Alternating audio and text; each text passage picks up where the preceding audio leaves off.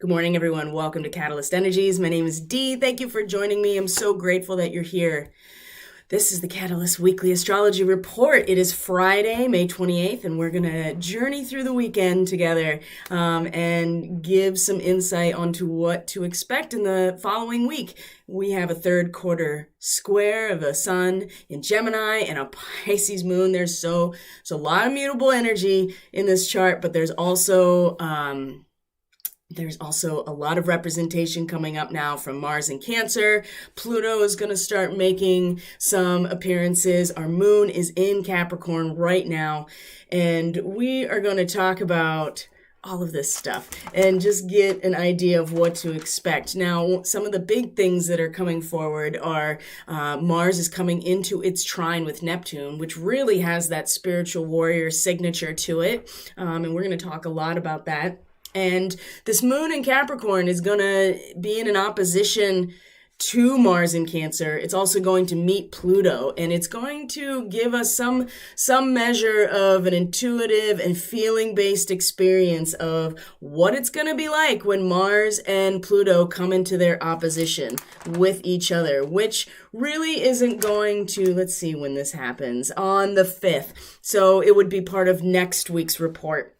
Now, remember, we're still in this eclipse portal. The 10th is when we have the solar eclipse. And part of our work in terms of cultivating this spiritual warrior nature, if we're feeling called to step into that role, or at least create some space for it for other people. Not everybody's really meant to step into this role, but honestly, everybody is meant to step into it in their own way throughout the course of their journey in their lifetime. But in order to really step into this,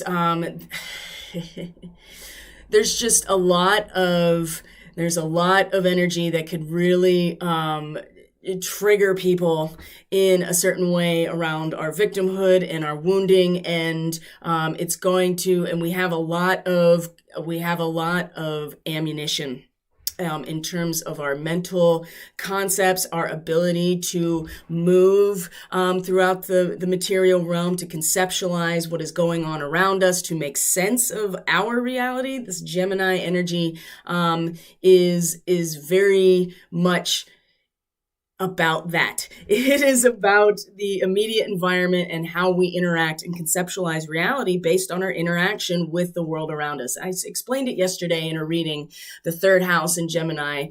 It is the experience of consciousness as we become aware that we are in fact separate from the world around us. That first realization that I am me and everything else is out there. The difference between the subjective and objective experience, this realization of separation that is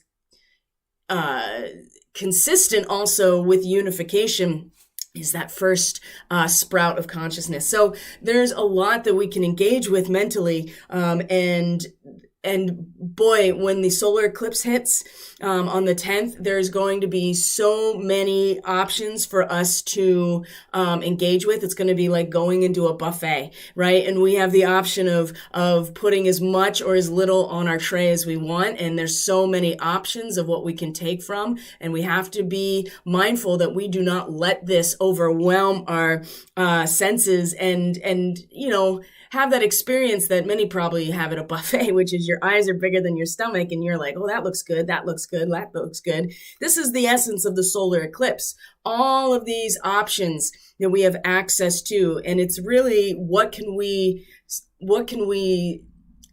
assimilate in a very healthy way rather than stuffing ourselves or being so overwhelmed with all of the options that we can't even make a choice. That's also a possibility as well. So there's just a lot of if we are very clear with ourselves about what our pathway is, if we are making direct emotional connections to the people in our lives that we value and become very aware, especially Venus is going to come into Cancer during this week as well. So it's going to become very, very palpable in terms of that familial matrix and the value that we place, right? Venus in Cancer is the Two of Cups, right? That first experience of self-differentiation on an emotional level that allows us to experience love for another.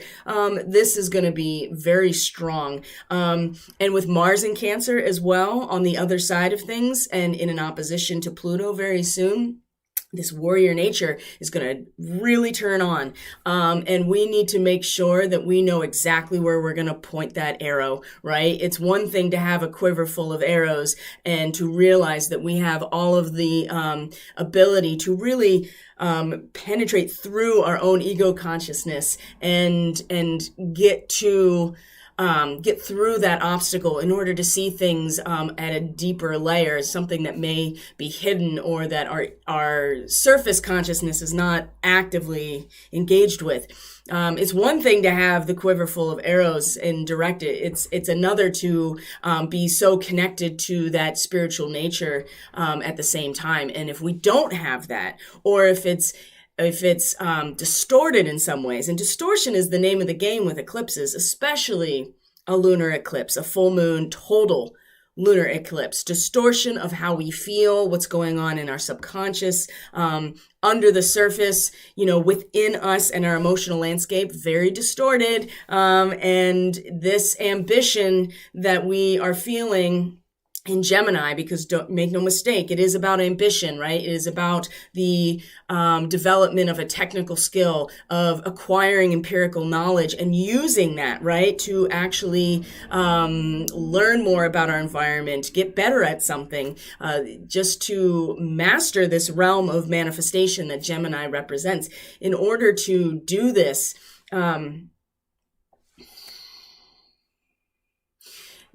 in a way that's, we have to be real about the distortion of this lunar eclipse and how it is going to play itself out over the next 6 months, along with the next solar eclipse on the 10th, which is providing so many options and opportunities for manifestation that if we do not, hone in and focus in on what's actually important to us, we could find ourselves scattered so easily over the next 6 months. And that's not a place we necessarily want to be. It may be unavoidable in order to actually learn how to come into that coherence. And the moon in Aquarius actually this weekend is really going to assist in this process. So let's just get right into the chart.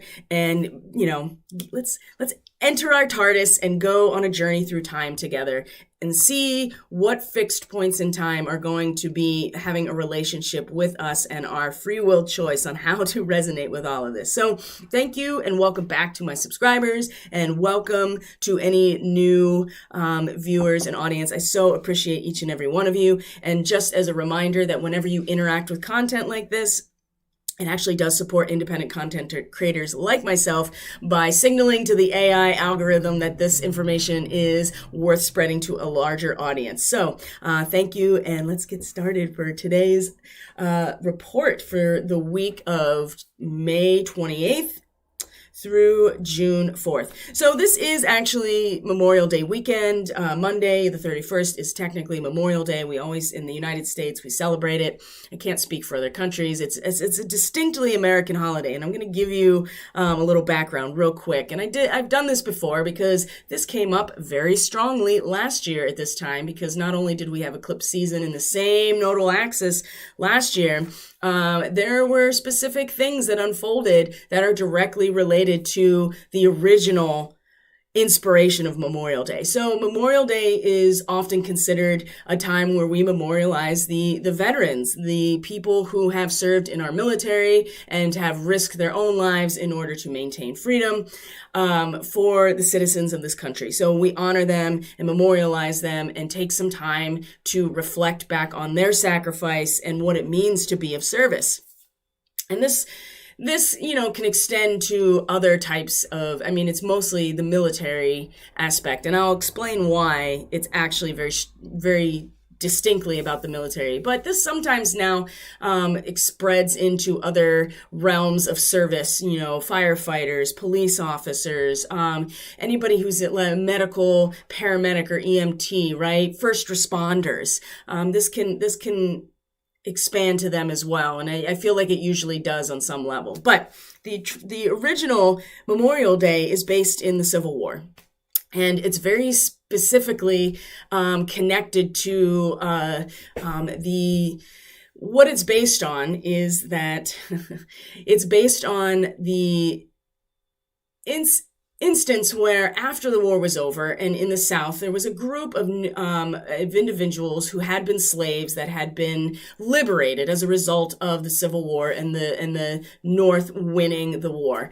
And so, but that didn't come without major sacrifice on the part of the soldiers that fought for the Northern Army. And so, Memorial Day is a representation and a memory that is meant to be, it should be more focused on this, but it's turned into this larger, let's honor the military and the soldiers, but a very specific event where these people who had been liberated from their bonds of slavery, acknowledging the sacrifice of the Northern soldiers. And so what they did was that they gave them a proper military burial because they were just scattered, right? Like nobody in the South was going to give these Northern soldiers a proper burial. And so these freed slaves gave the soldiers a proper burial, military honors, and acknowledged and had a parade, right? Had a social acknowledgement of their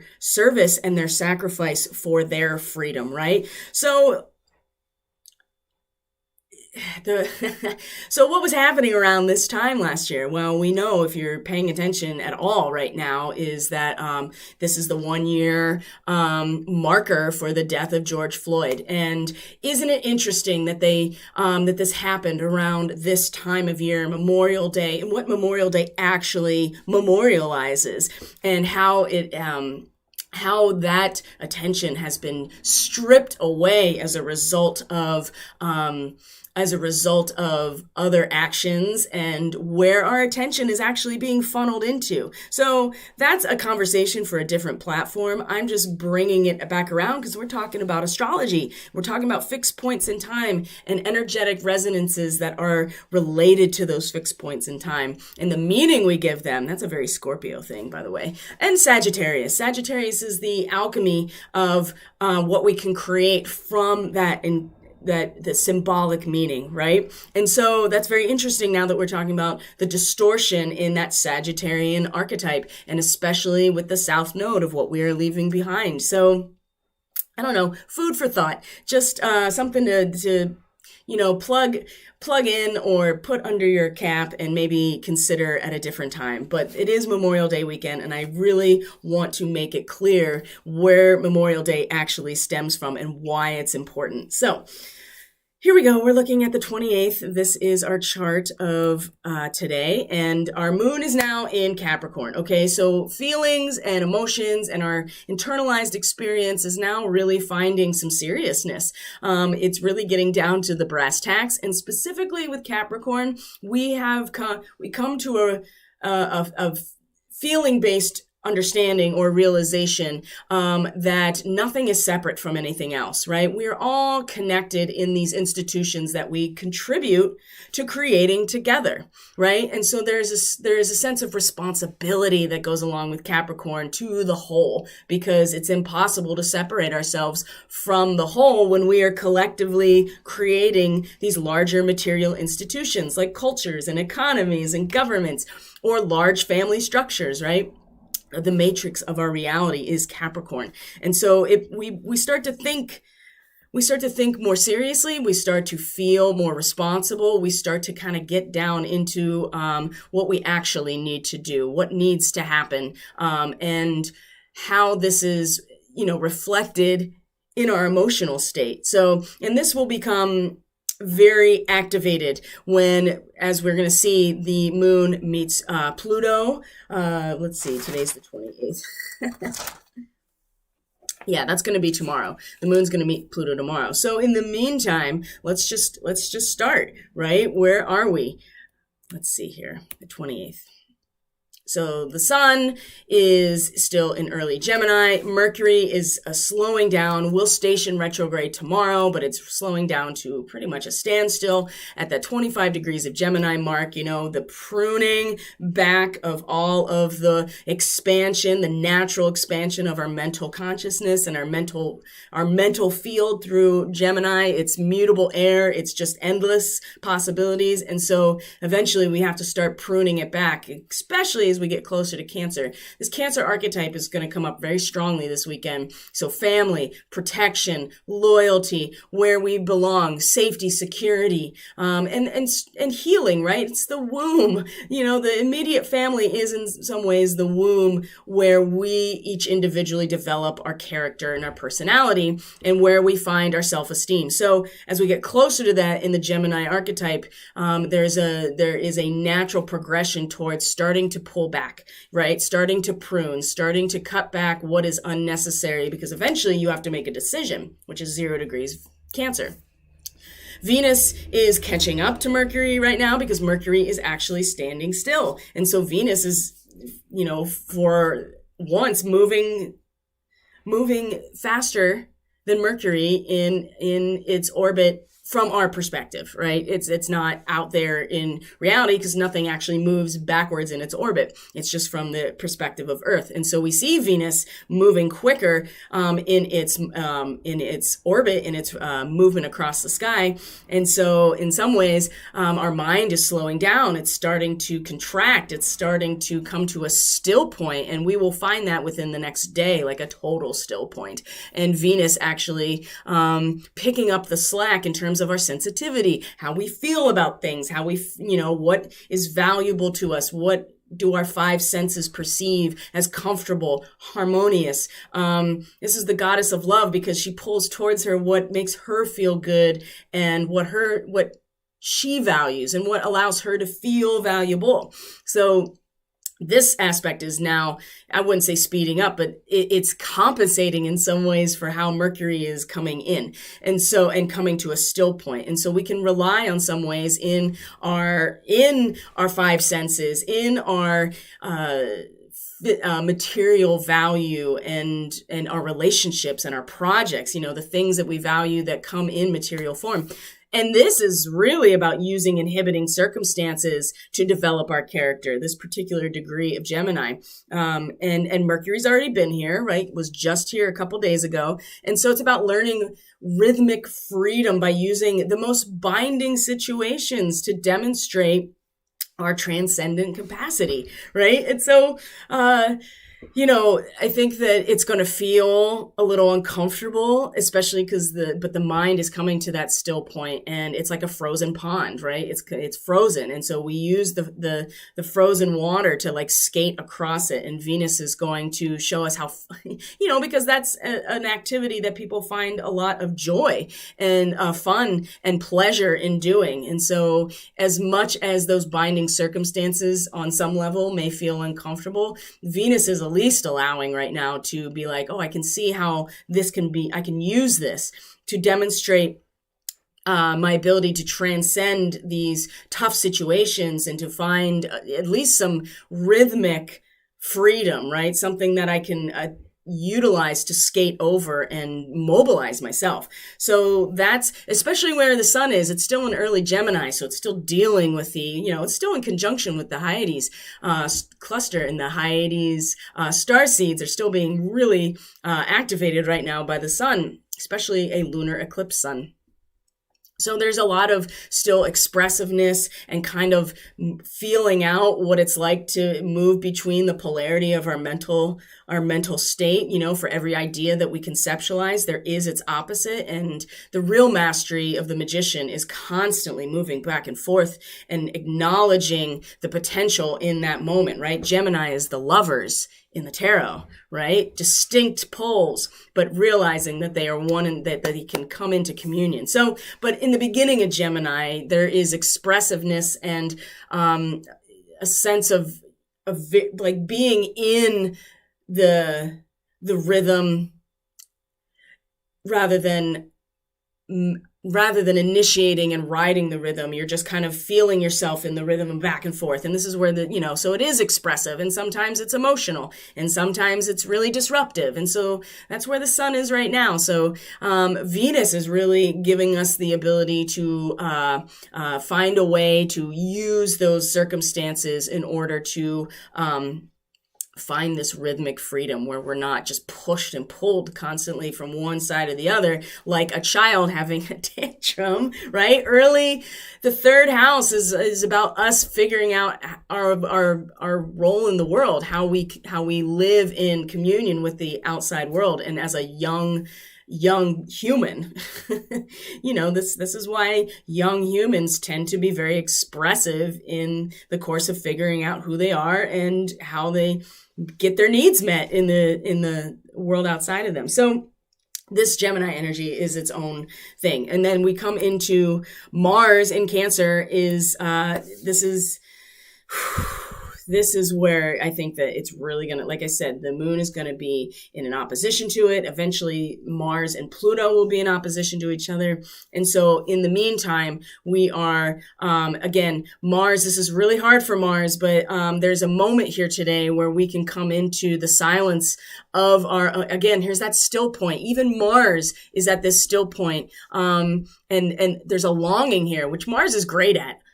Because there's passion and there's desire with Mars, and there's wanting to act on it. And so there's a sense of not being satisfied with our normal environment, but there's a dreaminess here. And I know Mars wants to act on it, but I think we can get the most out of this today if we realize that we can act on the stillness, maybe bringing that visualization into focus and really putting our action potential energy towards the visualization just for the moment. There'll be plenty of opportunities, I assure you, in the coming days, especially to actually act on these things. But this moment today is like this still point.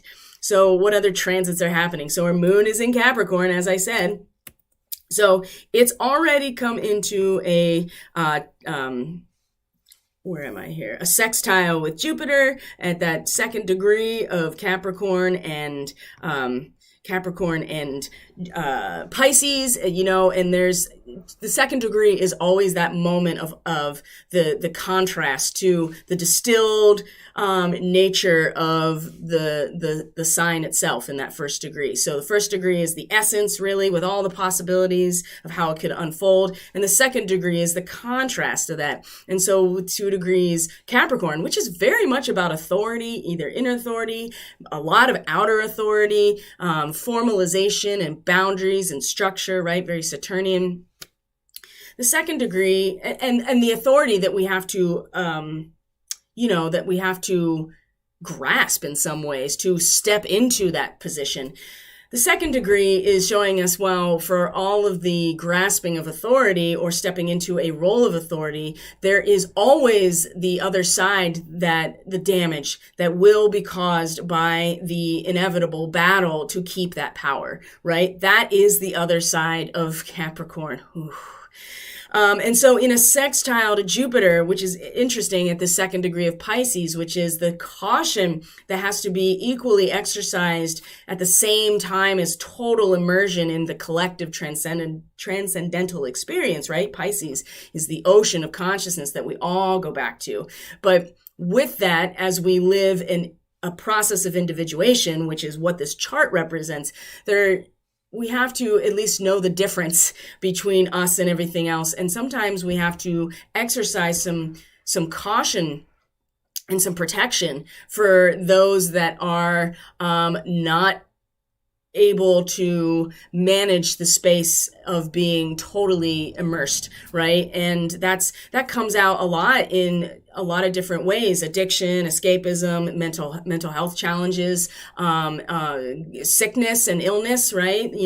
Hospitals are a big part of the 12th house. And so are prisons. This is where we go back out, we come back to learn who we are by separating from everything else. So there is something to be said for the caution and the protection of ourselves and Jupiter is like it's like an umbrella right now. It's like protecting us by expanding so much that it's almost like creating a larger container, or it's spreading everything out so that we're not like all crammed together in this experience together. So this sextile, I know this is a long-winded, but what I'm trying to explain here is that this sextile, this investment opportunity, this harmonious connection that allows us to invest ourselves, we can see that Jupiter for, creating that space so that we all can like have a buffer in some ways within this space that there is truly no buffer. But at least we're spread out, kind of like how the universe is expanding, right? Which means that the distances between galaxies becomes bigger. This is what Jupiter kind of is doing in order to promote this protection.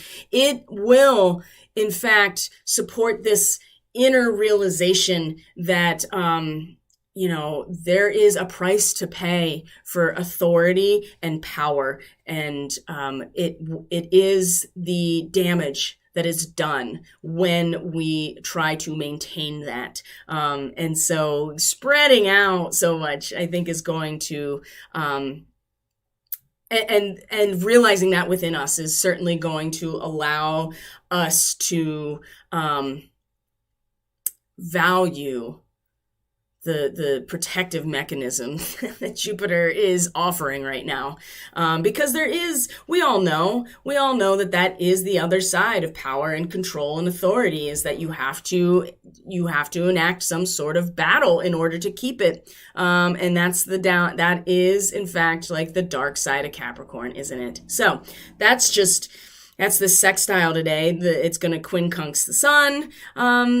So lots of adjustments. Quincunx the north node in Gemini. That means tomorrow the moon is also going to have this quincunx with Mercury and Venus as well. So lots of adjustment here in terms of this mental sphere that Venus and the sun and Mercury all representing, while our moon in Capricorn is really requiring us to make some adjustments in terms of our responsibility to what this collective matrix actually looks like. We can't really get away from our participation, as much as we'd love to be like, well, it's not my fault.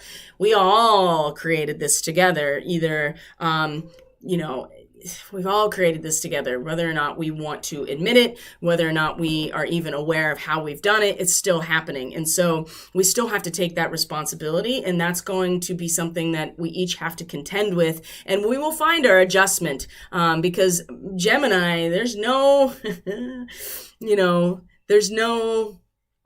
feeling of that being responsible for anybody else in Gemini. It's just about the realm of manifestation. There's no responsibility. There's no other really involved in terms of the individual experience of it. So big adjustments on that front this weekend with that quincunx. And then we're going to find that the moon is going to square Chiron. So let's move forward here as we go through the day. Well, here's the moon in a quincunx. You can see here to the sun, and we're going to square Chiron, right? Here we go. Squaring Chiron, 11 to 12 degrees of Aries and Capricorn. Ooh. So, Chiron, I feel like it's important to talk about where Chiron is, because it's been a while. And so the Sabian symbol for where Chiron is right now, it's about to shift. And so this is why I want to bring it up, because not only is the moon in a square to this position, asteroid Vesta is quincunx, that in conjunct with Chiron today too. And Vesta is one of the few, is the only real balancing point to where Mercury is, because Mercury is an androgynous archetype. And so Gemini is the masculine component because it's air, right? And Virgo is also its rulership, and that's earth. And it's a feminine it's a feminine signature, right, of mutable earth. And so Mercury simultaneously works with these two energies, but is primary, all the Gemini energy is really bringing us up into our head and into our communication and into that realm of just conceptualizing ideas and potential and possibility. Whereas Vesta is our only Virgo right now, and she is in fact the goddess, the patron goddess of the Vestal Virgin. So it's been a really important connection to be making. And the fact that she's in this quincunx to Chiron, there is, with Chiron right now, just for the next day or so, it's finishing the transit of this degree, which is about an idealistic reliance upon like a mental image of universal order. You know what I mean? We see the flying V, and in Hinduism, the geese or the goose, right? The wild geese or the goose, it's called Hamsa. It's a symbol of the transcendent soul in Hinduism. And so this degree that Chiron is at symbolizes cosmic order.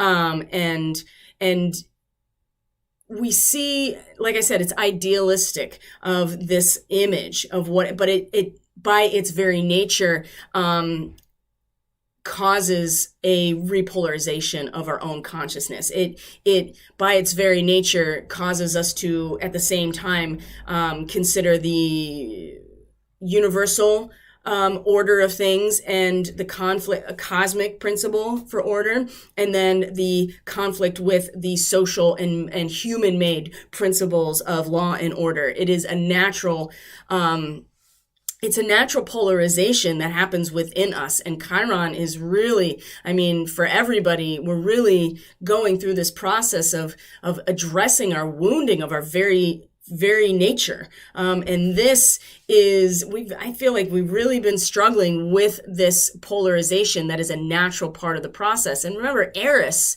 the goddess of chaos and discord, and this huge, this dwarf planet that's way out past even Pluto, is in a degree of Aries that is about living in two places at once. So, even through the chaos right now, this is giving us the ability to hold this resonance within us because we have to survive. We have to live in this world and its social political order, and also be able to conceptualize within us this cosmic order. And it's a natural polarization. And while we see the apex of it, right, the triangle, the flying V of the pack of geese, for instance, Chiron, it's just poking at us. We have to either have one or the other. Like, we are really getting triggered, I think, on some very deep level here about allowing ourselves to be polarized like that. And when it's a normal part of the process, and we just need to accept it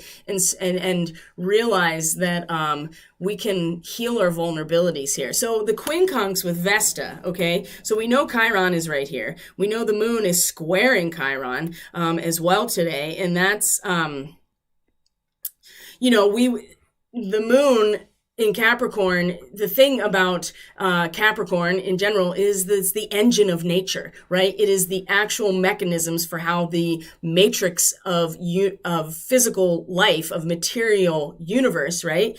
It's about how it all unfolds. And during the Capricorn time, we get to explore these realms and discover these laws, and become fully conscious of them, right? That's the benefit of Capricorn, the structures and institutions that they exist to provide us the opportunity to go into these unfamiliar realms and discover the laws of nature. And so, while we are maybe feeling more drawn into that space to really get down into what these complex processes actually are on a physical level, on an energetic level, on a spiritual level, because they're not really, you can't separate them. You can compartmentalize them, and sometimes that's necessary, but in the end, it's all the same thing. And while we may each personally and individually be pulled into this space for a moment, the square to Chiron is going to be like, no, I don't want to do this. I don't want to go into these unfamiliar realms. I want to keep it on the surface. It's idealistic. But the problem is that immediately gives us this polarization, which is really uncomfortable. And this is why I talk about, the Orion Starseed presentation that's being posted tomorrow. It's not too late to register for this whole event and to get all of these presenters. It's so wonderful. It's not too late, though. The reason I talk about it is because we have to, where Chiron is really... It's just, we're really having a hard time being okay with this space, right? Of being polarized within ourselves as a natural process. And we want unification. We want unification. We want unification. And we're getting there. But let me tell you something. The North Node is not coming back into Sagittarius till 2030. Okay, we have some time to go before our collective soul is starting to pull us towards unification. Okay, this whole process of the North Node in Gemini especially is getting us primed for living in the dualistic nature successfully and to use it as a form of to be able to manifest from it. So again, the square to Chiron and specifically the quincunx to Vesta is really going to bring this right to the surface, this Chiron wound. And we will be forced to adjust ourselves because Vesta is really giving us all of the encouragement and the fire that keeps our soul aflame is what leads us on our path of discipleship. And there comes a time where we have to be able to centralize very powerfully ourselves in the midst of chaos, right? And it's not enough to have an idealistic form of cosmic order within ourselves just on its own. It's not enough in relation to where Vesta is in Virgo. We have to be able to actually bring ourselves together and centralize ourselves in the midst of a very ungrounded, spun out reality around us, right? So that in itself is a problem. Then you put Chiron on top of it, and it's like really going to challenge us. But if we can really see the point of adjustment here, today, this can really help us start to get ourselves together. Virgo in the 6th house, especially the 6th house, the way I describe it is house of getting your shit together, because it's usually when something erupts in your life that forces you to get your shit together. And that's what Vesta has been getting us has just been supporting our process of getting our shit together internally as an individual, while she's moving through Virgo. And so we may be feeling all kinds of triggers about being polarized in our concept of cosmic order and humanity's law and order. But at the end of the day, we're going to have to use that polarization in some ways to be the impetus for our own consolidation of our real mastery, if that makes sense. And Vesta is really supporting that because she is the light within our soul, right? She is the hearth fire, the center of all life, of communal life, right? The cooking, the heat, the ritual, and the funeral pyre. All of it comes from fire, and that's why Vesta was such a strong archetypal figure as a goddess, because she represented, the heart and the flame, the eternal flame of our relationships to each other. But that requires each of us to be the fullness of who we are. Okay, and this is all stuff I've talked about endlessly, so I don't need to keep going into it. The whole point here is that we're going to go through the week, and I'm still on today, which is usually how much I would take up all this time just talking about today on the dailies, but we're trying to get through so all of the week at least, and the weekend, because I'm not going to be on Monday because it's a holiday. So I want to make sure that we're touching on this stuff, all of this stuff. So where are we here? We talked about Vesta, Chiron, all of the quincunxing to the all the quincunx to the Gemini energy. And finally, the moon is going to trine Uranus. Boy, Uranus is really shaking loose everything that we can't take with us. I mean, the baggage that comes with wanting to have material gain, it's not in itself a bad thing. It's just that with Uranus here, it is really, really, I mean, it's a consistent restlessness and a consistent disruption that is really having us look at what we can take with us and what is unnecessary baggage. And do we really want what it is we think we want? Is that going to take us on our journey of awakening or ascension or evolution? And Uranus, just flips everything on its head. And so that's definitely happening just in general. And the moon in a trine to Uranus and moon in Capricorn, this is about, if we can really feel into this moment here of our quest for something beyond life and death, right? To meditate on the ultimate reality of existence that is beyond this interplay. It's important, but there's more to it that you start to kind of realize in Capricorn, and it becomes obvious in Aquarius and Pisces, right? Because that is what's beyond the material world. We start to wrap our minds around it even in Capricorn. If we can do this, this is very structurally supportive of where Uranus is, and as much as it is disruptive, this particular degree where the moon is going to allow us to step outside of the very material compulsion for wanting something, gaining something, and the baggage attached, and realizing that letting it go and having a readiness to experience beyond the life and death process, whatever that represents to us, is going to really, we won't really have to do much in it will in fact trigger this awakening process. But we have to, with the moon, we have to be conscious of it enough to know what we're feeling when we're feeling it, right? And to see it in that way. When we do that, then that kind of awakening moment, will be seamless, right? Well, it may not feel that way, but the process of it will be seamless. How we respond to it is up to the individual person and probably what's going on in your own chart. So this is just today.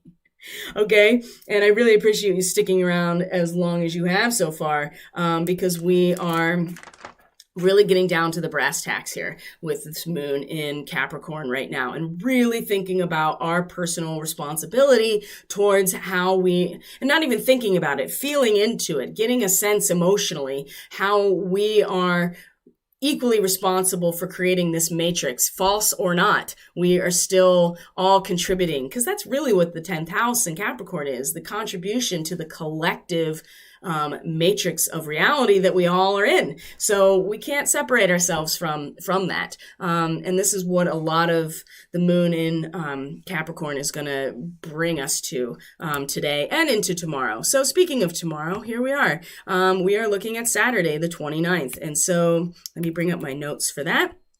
And this is just as exciting. So here's our quiver filled with arrows with the sun of 8 to 9 degrees. And this is that moment here where we realize we have all of these. We have all of the arrows. We have all of the ammunition. We have all of the means to really get through the obstacle of our own ego, for instance, and really go through it. And this is why I picked, because it's the vision here, because this is directly connected in some ways to the Mars and Neptune trine, and all of the energy that's going to happen on the 29th is Saturn's going to go Mercury's going to be retrograde, right? So speaking of Gemini and our ideas as a quiver filled with arrows, the moon is going to meet Pluto. And again, another Vesta connection where Uranus is going to square Vesta, right? And the moon is going to oppose Mars, right? And then Mercury is going to meet Venus. So there's a lot happening today too. And we're going to really express ourselves through this almost aggressive relationship, but at least we could either see the obstacles on our path and to seek to go beyond them, which is not a terrible thing. It just depends on what we see as those obstacles that we, address, how we address them. We can seek to go beyond them, but there is destruction of the obstacle. And so we have to be very mindful and be very clear with ourselves what that obstacle is. Because if it's not actually an obstacle, but we think it is, or our attention is being diverted in some way, this is where we can get into trouble, and our spiritual warrior nature starts to become, exploited for somebody else's gain, or we are unconscious of some things that are operating at lower, under the surface, in the background, that are influencing this. We think that this is an obstacle, but really, it's something we're creating ourselves. So there's a lot of things here, but there is a very specific expressive feeling that we have the means to go beyond the obstacle, and we carry it with us. So this spiritual warrior nature, as we go through the rest of this weekend, is really going to calibrate our emotional landscape, our feeling nature, and our relationships too, to make sure that we know what our obstacle is. Now, Mercury is now stationing retrograde on this day, so we also are going to, let's see here. It's not till the very end of the day, so we'll look at that. All right. So what else is happening on this day? So Mercury, or the moon, is still in Cancer. Oh my gosh, guys, sorry. The moon is still in Capricorn. And so let's go back to here. We're going to see that Venus and Mercury are in a conjunction. That's happening first. And so they are going to, here's Mercury at a standstill, right? Here's Venus. They meet, and Venus activates Mercury to then go retrograde, and then they split, right? And it's, again, the gardener trimming the palm trees, right? The pruning. And so Venus is going to meet up with Mercury, and Mercury is going to be like, okay, I'm going to show you by way of mental visualization and insight what it is in your relationships and your material world that you're going to have to start considering cutting back on. And you'll feel it in your senses, in your material senses, in your relationships, something that's tangible to us. And then Mercury is going to be like, okay, while you're doing that, I'm going to go and do this review period, and actually prune back all of this stuff in the mind. Whereas Venus is like, okay, I'm going to take this energy and I'm going to keep moving forward, because when Venus comes into Cancer, this is where we make a decision in terms of our relationships, where we belong, who we belong to, right? Where do we want to put our harmonious, beautiful energy of love?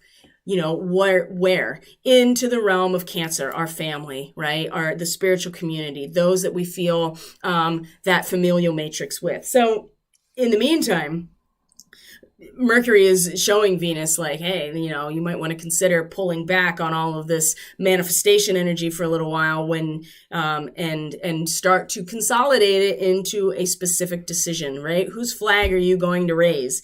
That's what Venus is coming to eventually with coming into Cancer. So then we find, let's see here. And it's right after that, actually, that we do find that the moon is in an opposition to Mars. And this degree of Mars is and this degree of Capricorn, this is very reminiscent of the Saturn-Pluto conjunction that happened in January of 2020, right? The big conjunction that we've been talking about for years, right? The beginning of the end. The formal and structural crystallization of the destruction of the old guard, right? That was the beginning of the end. And so the moon is kind of taking us back to that moment of recompense, right? Part of the Capricorn archetype is that there's a balancing of accounts at this degree, right? And in opposition to Mars in Cancer, this is way more about the critique of society, the individuals like the poets and the seers and the artists and the critics, right? All of these people that are able to give form to something that is way more subconscious for the majority of the population. Mars is going to come along and be like, yo, I know what's wrong and I'm going to tell you. And in fact, I'm going to act on it because I feel so secure within my own power framework, right? The Cancer archetype, being contained, being protected, feeling secure and safe emotionally. Mars is going to be like, okay, well, I can actually see into, what the problems are in a very concrete way and act on them. And the problem here, I wouldn't say it's a problem, but the tension here is with the moon, there's a part of us that has to accept that this is part of the process, where another part of us, Mars, is going to be angry and combative and want to actually do something about this and express it, to act on it as well. But emotionally, that's where the tension is, that we're going to have to acknowledge on some intuitive level, and emotional level, and really feel into, well, that is part of the process. We have to let go of that, right? And not that we shouldn't pay attention to what, and not have a sense of critique of what's wrong. And there are plenty of people that are going to be able to act on this. And I wouldn't be surprised if we do, in fact, see something pop up by Saturday that is reminiscent of this and acting on it. The challenge for all of us, on a personal level, I think, is to accept how everybody has participated in creating this situation, and also to a balancing accounts, right? Like, allowing for a recompense for every, for good or bad, right? In the Sabian symbol, it's about receiving awards for bravery, a soldier receiving 2 awards for bravery. Yes, that could be the case, but it also could be a sense of a sacrifice that was made that, again, is a balancing of accounts. So it's going to be interesting, to say the least, with this opposition. And it's going to start to give a sense of how the Mars-Pluto opposition is going to go. Because with the moon, it's a very transient experience. It's very fleeting, right? It's an emotional thing that moves on very quickly, just like our emotions seem to do anyway.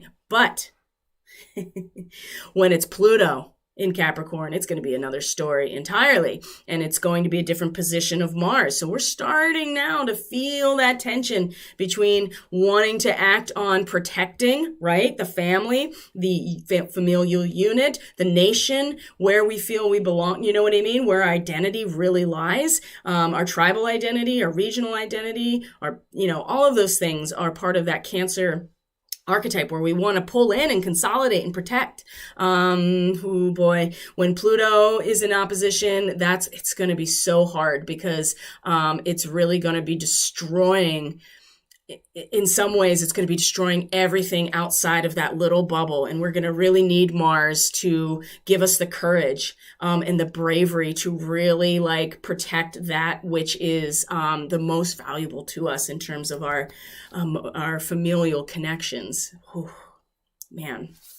And this is all still before the eclipse.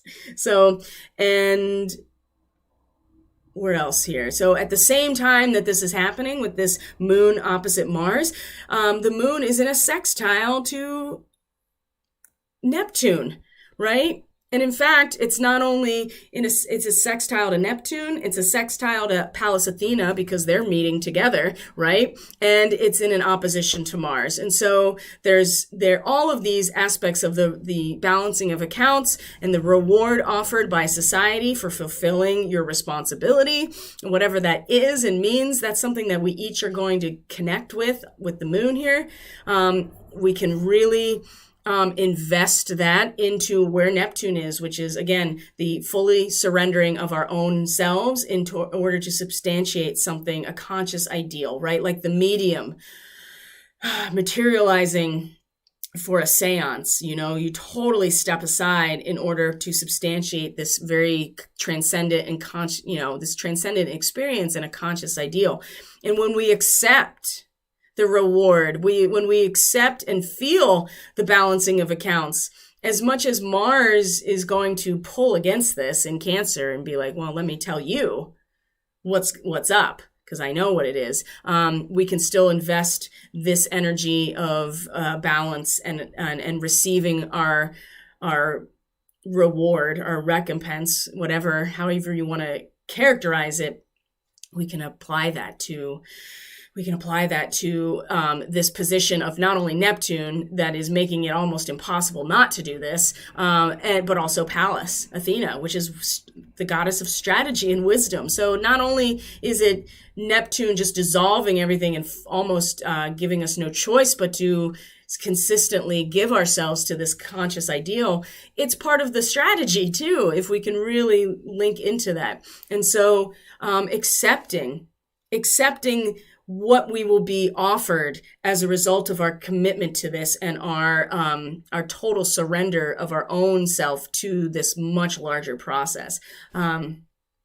I think it's going to be very difficult, but I think it's going to be very rewarding at the same time. So then the moon is going to quincunx Mercury and Venus because of all the Gemini Capricorn quincunx, which we already talked about. The moon is going to meet Pluto at this, and this is where, the moon meets Pluto. There are a lot of feelings that are going to come up, right? A lot of really repressed feelings, hidden under the surface feelings, and they come up really strongly in a moon conjunct Pluto, because Pluto, the Lord of Death, is our power of transformation. We can't transform until something is destroyed, and then we can recreate it or allow space for something new to grow. So when the moon meets Pluto by the end of, or the afternoon tomorrow, Saturday, there's going to be, a surfacing, a real surfacing of some really deep feelings about our ascension process and what it means and who has made the pathway. And this is what Pluto is really addressing right now in its retrograde is, are you sure the pathway up the mountain that you're following that has been tread before you, are you sure this is the pathway you want to walk, right? Because Pluto is also going to destroy it, so you have to find another way. And this is going to be so personal to all of us by the end of Saturday. So just be mindful of that, the surfacing of deep emotions, unconscious drives that we don't even know exist, like coming right up and out as a form of as a impetus for transformation. Ooh. Ouch. There's so much potential and there's no limit to the ideas, but now that Mercury is in retrograde, and all of this with Pluto too, and the opposition with Mars, this is where the spiritual warrior nature is going to have to really be, we got to filter some shit out. We got to literally filter some shit out. So we know exactly, so we can see clearly through the water. It's not cloudy or filled with debris or anything. We need to really, and Mars will, inevitably shake up the container in some, or not Mars, well, that too, but Pluto, it will be like, oh, look at all that shit down at the bottom. We didn't even know it was down there, right? Because you didn't realize how deep your container goes. So just be prepared that that's going to come up too. So by the end of Saturday, Uranus is going to, not only is Mercury going to station retrograde, let's see here. We're also going to have Uranus. There we go. Uranus is going to trine Vesta. So we just talked about how Chiron was in a quincunx to Vesta. Now the trine. Oh boy, if we can really get into this role, it's an interesting symbol, the Sabian symbol for Vesta, 13 degrees Vesta. It's really like a powerful statesman, like really comes and like, kind of just like pulls it all together while everybody around them is going hysterical over something. But think about it in terms of your own inner process where everything around you is kind of hysterical and like all up in arms, and it's frantic, right? There's a part of your personality that's like, you know what? I'm taking control. And that's where Vesta is right now, really supporting us in order to develop that. And this, if we can do this, this is in trine to Uranus, which is going, again, we're going to see exactly what it is that we want to keep. Is it worth it? All of the material gain that we are feeling a compulsion to develop, which is a normal part of the ego consciousness. It's very normal. It's part of the process. But with Uranus here, it's just like, are you sure this is the pathway? Are you sure this is what you want? Can you carry this through the wormhole?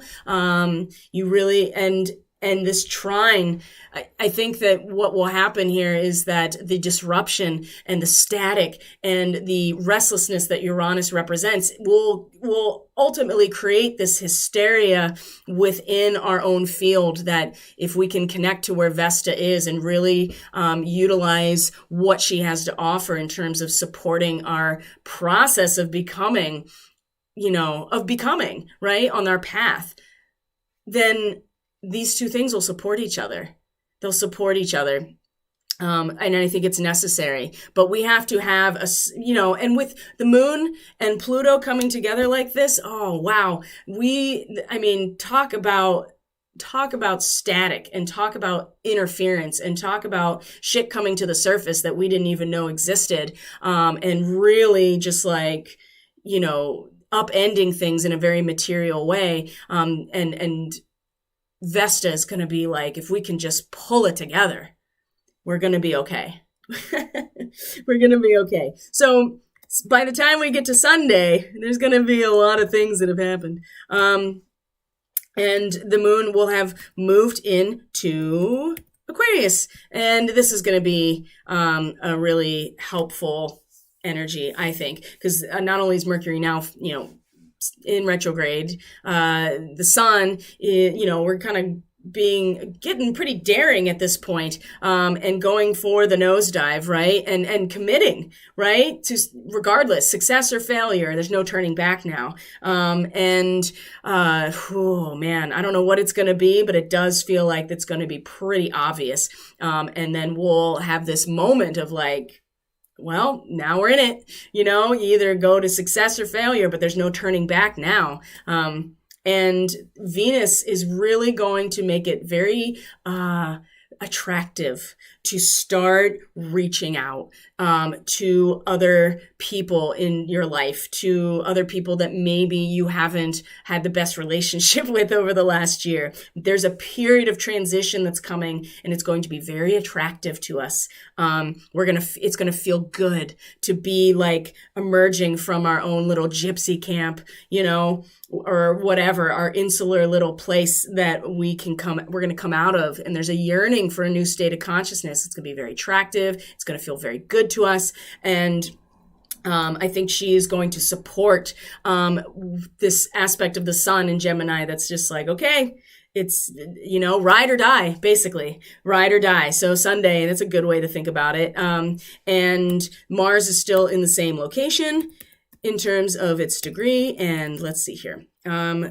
We are now at the 30th. So the moon now has moved into Aquarius. So one of the things that's really important to look at here is Venus. So Pluto's coming back around again. So you'll see here over the weekend that these Pluto themes are starting to resurface. There haven't been a ton of connections to Pluto recently, but it's coming back online, and it will culminate with that opposition to Mars in Cancer at the next week. So Venus here is in this quincunx to Pluto, right? That adjustment that needs to happen. And at the same time, Neptune is meeting Pallas Athena, exactly. So the strategy here is to, in fact, just allow ourselves, again, ride or die, and allow ourselves to fully surrender into this process of substantiation, spiritual and transcendent substantiation. Transubstantiation.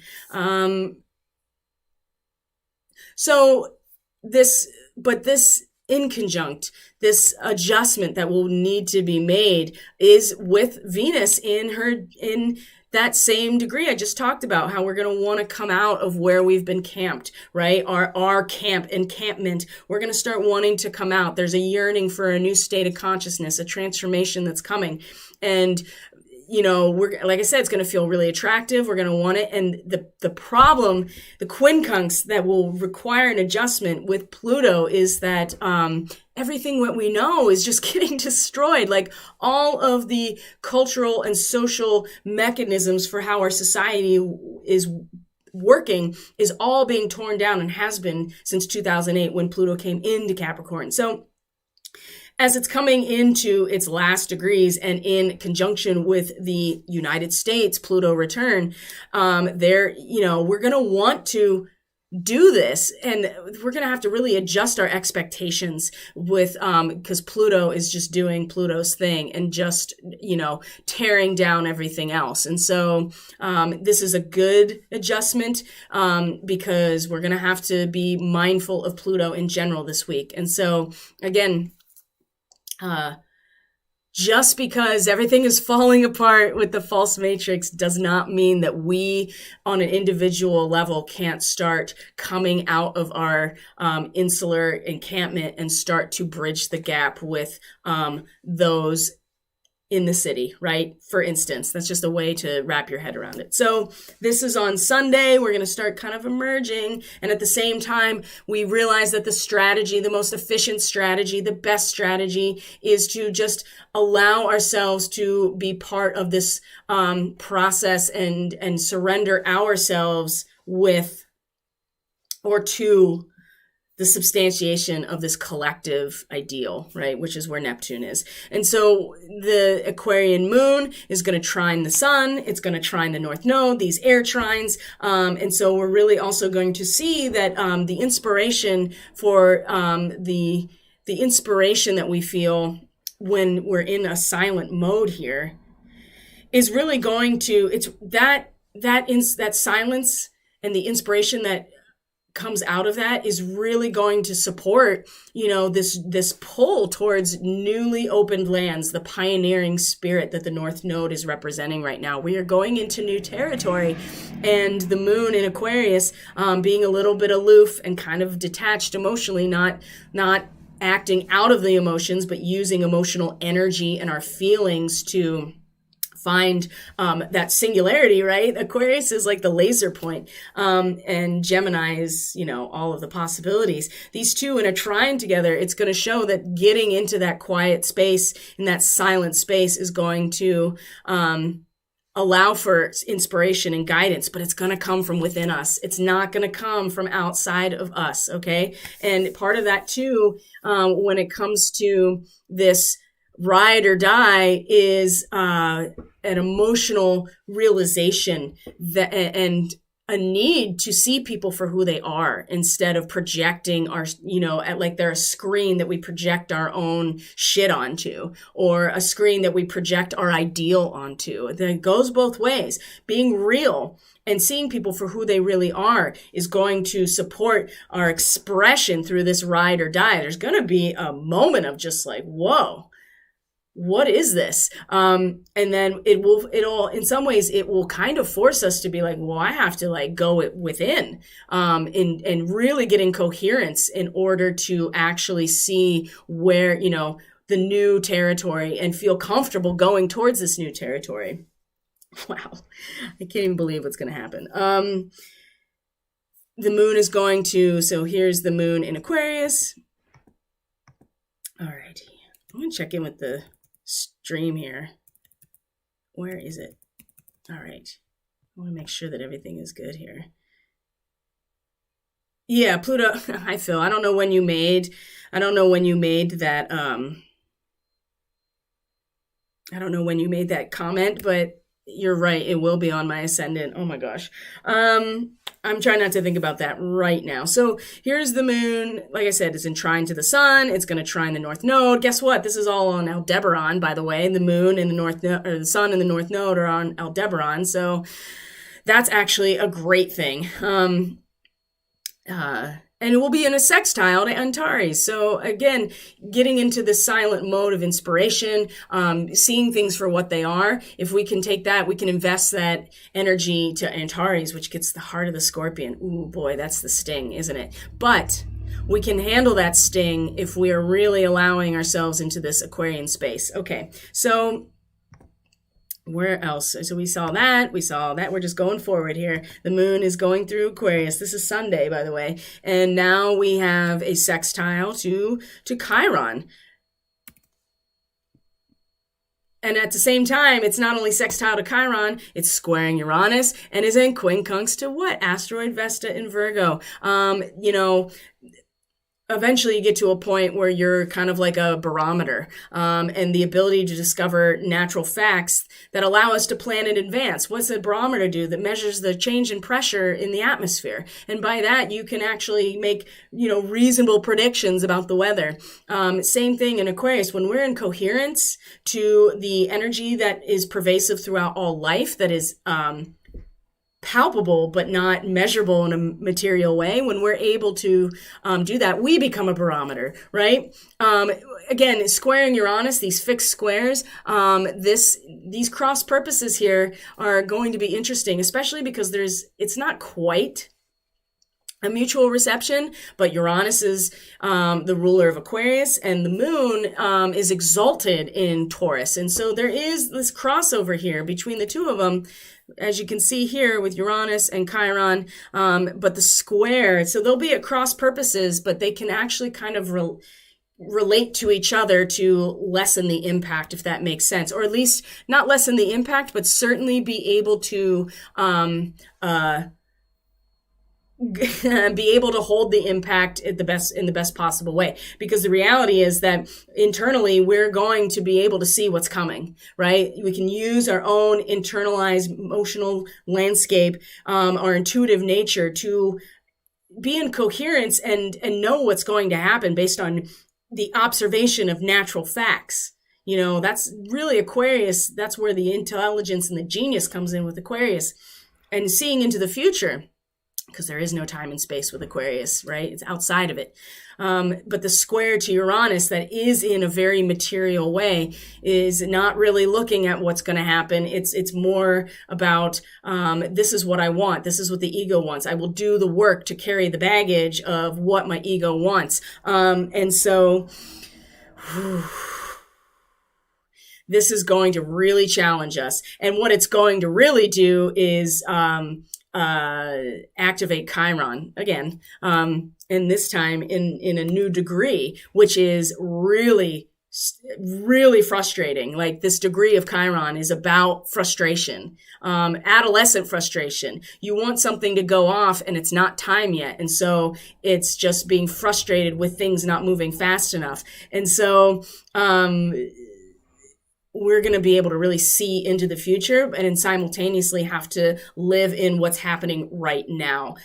That's going to be really a struggle. But what I will say is right after that is the moon meets a retrograde Saturn in Aquarius. And so we are going to get a sense of how we can actually shortcut our process of natural evolution, right? How are we going to get through the tunnel that is constricting as we speak, as Saturn is retrograde now? We're going to feel that. We're going to feel exactly the squeeze of our own evolution through a smaller and smaller tunnel, right? As it gets more narrow and more narrow with Saturn retrograde, we're going to have to, we're going to feel the squeeze, and we're going to feel it very emotionally, and in our internal and personal experience with the moon. So it's not going to be comfortable. By the end of Sunday, I would say it's definitely not going to be comfortable, but we can use the trines, the air trines to the sun and to the North Node as a way to, find inspiration and to see people for who they really are. And when that happens, then we're going to be able to really hold that barometer within us, while at the same time having to live with the reality of so much disruption in our material world. That's interesting. So Monday is going to be the day where, and I know this is really long, guys, but there's just too much not to talk about it. There we go. So Monday is Memorial Day. This is the day that Mars is a trine to Neptune. There's our spiritual warrior energy, and the sun conjuncts the North Node about the pioneering spirit. So there is right here this moment where we can really, by this time, we are going to know exactly what it is, how we're going to use the spiritual warrior signature to substantiate something, some conscious spiritual ideal. And the sun meeting the North Node at Aldebaran is success through integrity. And we're really going to feel it and express ourselves through it at the same time. Monday is going to be, and the moon will be in Aquarius still. So we'll also be personally in coherence with, the energy that pervades all life, and be able to see what's coming at the same time is living this truth, and expressing ourselves, as a pioneer into new territory. Wow. Monday is going to be, so everything this weekend is leading up to, I think, in my opinion, Monday as this pinnacle in some ways, where we see now how we are applying that spiritual warriorship to the ultimate goal, and the sun really shining and illuminating our trajectory of evolution towards new lands and as a pioneer. So Tuesday, the moon will be in Pisces. We're talking about the 1st, and then the 2nd is Wednesday. This is where we have our third quarter square of the sun and moon. We also see that the moon is going to meet Neptune, and now has moved into its next degree, which is really about interdependence and learning to live within your means. And the moon is going to meet Neptune here. So this is going to be very watery. It's going to be very dreamy. There's going to be a lot of direct spiritual inspiration and communication. And not even communication, just direct transmission, right, into our own emotional landscape about what it means to live within our means, to accept everything about us and utilize that to our fullest extent for interdependence, really. We all have our dharma, and this is where Neptune is really going to start highlighting this, is we all have our dharma, and everything's going to keep falling away and falling away and falling away until it becomes this very distilled, this is it. The moon meeting Neptune on the 2nd at the same time that after the sun and the moon square each other, which is, our crisis in consciousness. What are we conscious of? What are we choosing to be conscious of? And, we are either liquidating the past entirely, or we are being initiated into a seamless tradition of spiritual, how do I say this? It's like we finally are being initiated into something, but at the same time, we want to let go of our past. But so it's going to seem, it's a moment of confusion, I think, because we're like, what? How do we liberate ourselves from the residue of the past while simultaneously being inducted into some sort of spiritual tradition or lineage through an initiation process? Oh boy. Well, Venus is going to conjunct Cancer that day as well, and we are really going to have a very palpable sense of where we are, the value of our familial relationships and the people close to us. And this is going to be, I think, something that builds over the weekend into next week. But this third quarter square is really going to test us. Where is our consciousness being placed? Are we going to focus how we express ourselves by letting go of all this past? Are we going to acknowledge that within us we are being initiated into this traditional spiritual lineage that's operating under the surface and throughout everything? And then I think by the time the moon then meets Neptune on this day, we will have a really good, although it won't be tangible necessarily, but it'll come through inspiration, through our dreams, through direct transmission, what our dharma really is. And I think by this time, and then the sun is going to, by this time, we're really going to have to acknowledge where we want to put our conscious attention. Because the sun is going to trine Saturn, and that's the next day, right? The next day, 13 to 14 degrees. What is 14 degrees Gemini? Well, that's the bridging physical reality to be telepathic, right? And so, again, this telepathy aspect, being able to rise above and move outside of the normal social distinctions and our even physical reality to actually communicate directly with each other, is going to be supporting this process of evolution that Saturn is making it undeniable that it's happening. So it's good that we're making these connections now, because, and then Venus is going to trine Jupiter. And again, the second degree of Cancer is about floating on a magic carpet above all of it, right? The first degree is like, I'm making a decision. This is where my flag is being planted, right? These are my roots. This is where I'm stabilized in my personhood. Well, second degree of Cancer is like the ability to actually soar above everything at the same time. And so these two benefics in a trine, oh my gosh, they again are really going to be supporting each other when it comes to some sort of emotional boundary, while it's simultaneously being enmeshed in these emotional relationships and experiences. They're going to really support each other in this process as well. So by the time we get to the 4th, the moon will be in Aries, and it's going to meet Chiron at this degree. And this is going to be an explosion.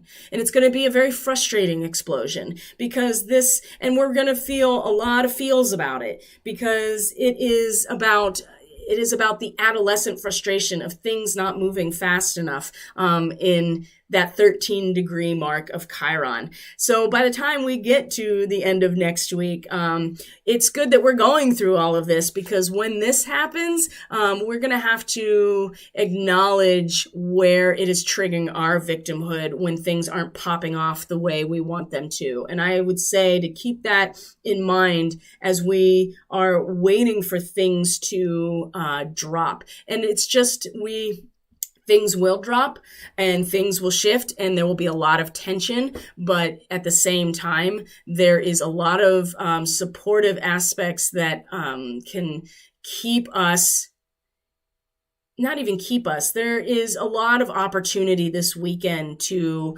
really fine tune that spiritual warrior nature. So I know that's a lot of information, guys, and I really, for those who have stuck with it, I really appreciate it. Not sure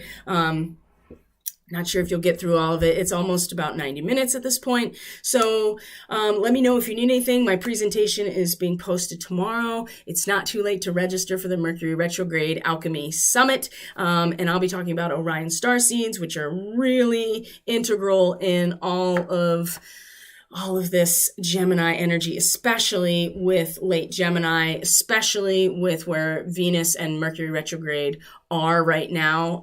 It's really, and where the solar eclipse is going to be. It's going to be essential to really resonate with that particular archetypal frequency, because that's how we're going to really master the realm of limitless possibilities that keep us from really making a decision and focusing in on actually manifesting it. So when Venus comes into Cancer, I feel like that's going to be a very obvious shift into where our attention and value is really going. Because right now, the value is still being placed on this realm of ideas and manifestation. And as we get to this point of Mercury retrograde, cutting everything back, really starting to fine tune ourselves, we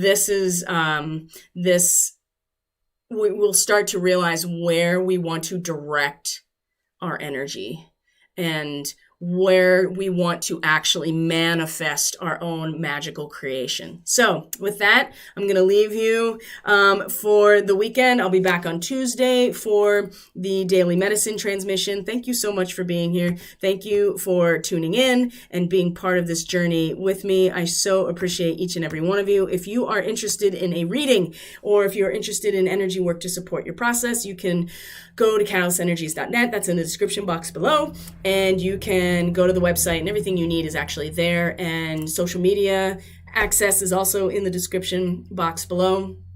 And yeah. Whew. Bleh. But that's exactly that's exactly what's going on, though. There's a lot of things that are happening all at once, and our ability to live in two places at once is very chaotic, but this is how we grow, and this is how we master ourselves. And a lot of this weekend is really getting us up to speed so that when this eclipse happens, we are not just like completely caught off guard and pulled in every direction, or just so overwhelmed that we can't even make a decision. So With that, I love you guys. I'll see you on Tuesday. Have a great weekend and enjoy the holiday weekend. And let me know how you're doing. Okay. Talk to you later. Bye.